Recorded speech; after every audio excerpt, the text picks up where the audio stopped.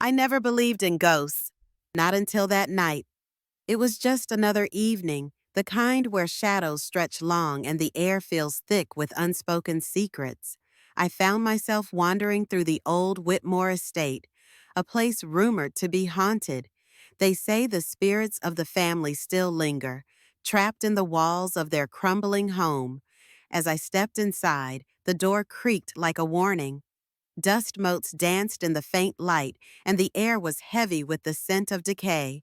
I felt a chill run down my spine, but curiosity pushed me forward. The grand staircase loomed ahead, its banister worn smooth by years of neglect. I took a deep breath and ascended, each step echoing in the silence.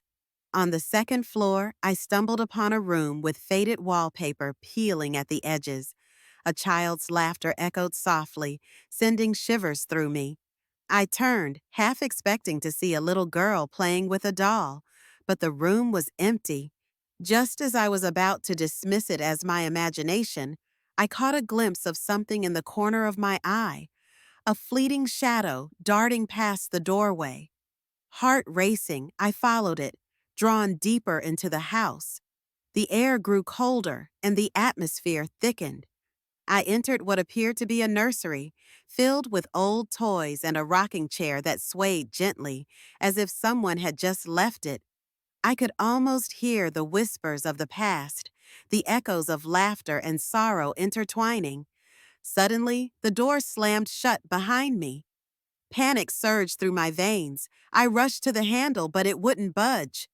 The room felt alive, the walls closing in. I turned to face the rocking chair, and that's when I saw her, a translucent figure of a little girl, her eyes wide with an unearthly sadness. She reached out, her tiny hand beckoning me closer. "Help me," she whispered, her voice a haunting melody that tugged at my heart. I felt an overwhelming urge to comfort her, to understand her pain. But as I stepped forward, the temperature dropped even further, and the shadows around me twisted and writhed.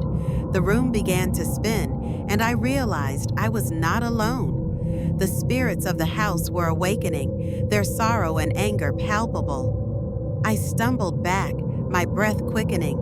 The walls seemed to pulse with energy, and I could hear their cries, lost souls yearning for release. I had to escape. I turned and pounded on the door, desperation fueling my strength.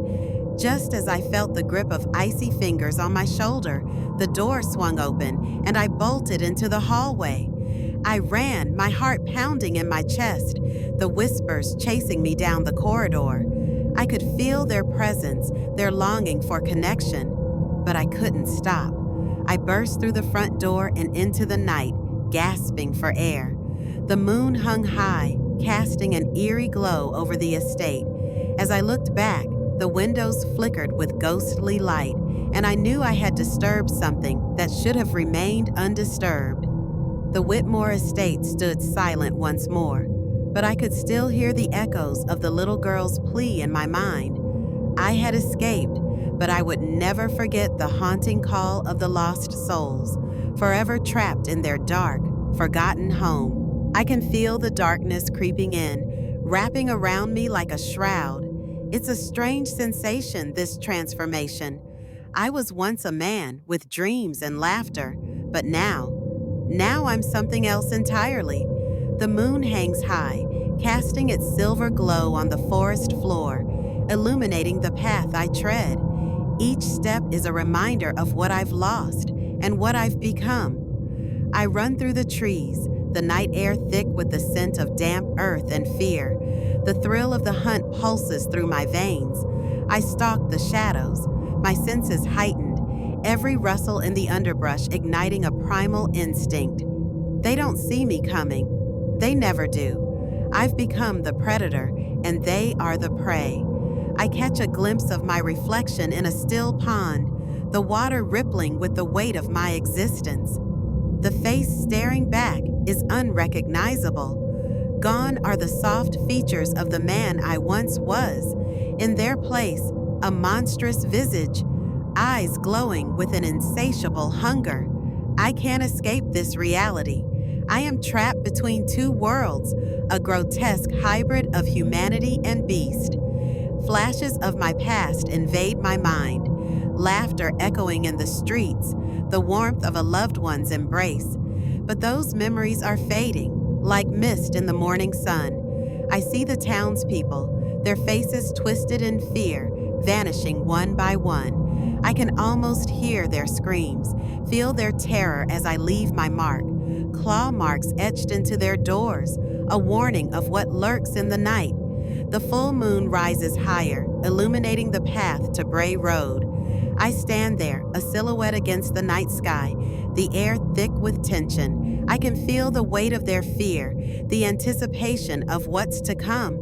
I stare into the camera, my eyes burning with a feral glow, a mouth stained crimson, the taste of blood lingering on my tongue. I am the nightmare that haunts their dreams, the shadow that stalks their every move.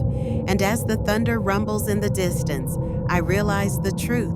I have lost my humanity. What remains is a hollow shell, driven by instinct and rage. The silence that follows is deafening, a chilling reminder of the monster I've become. There's no going back now. I am forever trapped in this darkness, and the world will never be the same. I can feel the moonlight pulling me, guiding me deeper into the woods. Each step is a heartbeat, echoing in the silence, but there's something lurking, something waiting.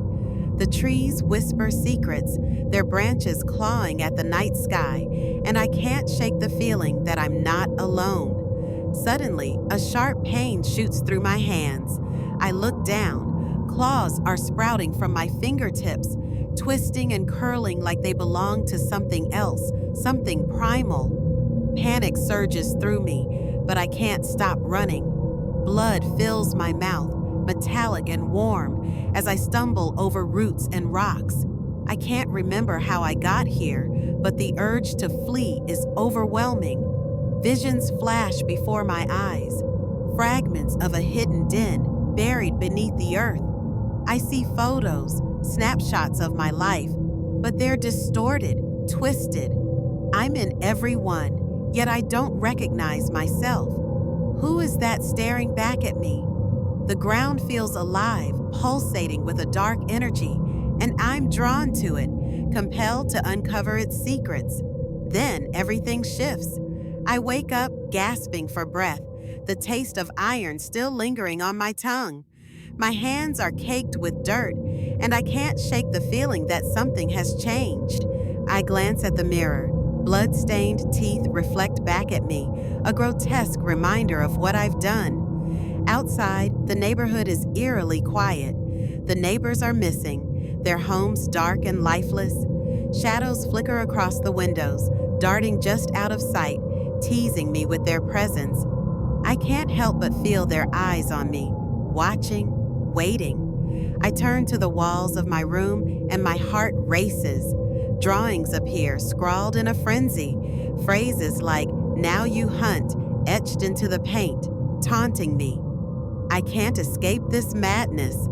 I can feel the transformation creeping in, my hands morphing into claws, my vision sharpening, glowing with an unnatural light.